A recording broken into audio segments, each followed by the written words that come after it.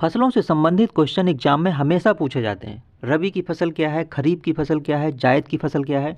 और ये क्वेश्चन भी एग्जाम में आया हुआ है कि फसल किसे कहते हैं जब एक ही किस्म के पौधे किसी स्थान पर बड़े पैमाने पर उगाए जाते हैं तो इसे फसल कहते हैं।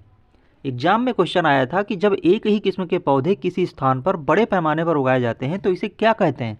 4 ऑप्शन दिए गए थे, तो इसे फसल कहते हैं। अब इनमें से खरीफ की फसलें क्या होती हैं? वह फसल जिन्हें वर्षा ऋतु अर्थात जुलाई अगस्त में बोया जाता है खरीफ की फसल कहलाती है, जैसे कि धान, मक्का, सोयाबीन। अब जानते हैं क्वेश्चन कई प्रकार से पूछा जा सकता है, 3 प्रकार से क्वेश्चन इसमें बन सकते हैं। खरीफ की फसलों के उदाहरण बताइए, धान, मक्का, सोयाबीन। दूसरी प्रकार से क्वेश्चन पूछा जा सकता है कि खरीफ की फसलें किस महीने में उगाई जाती हैं, यानी किस माह में उगाई जाती हैं। तो ये हो गया जुलाई अगस्त माह में उगाई जाती हैं।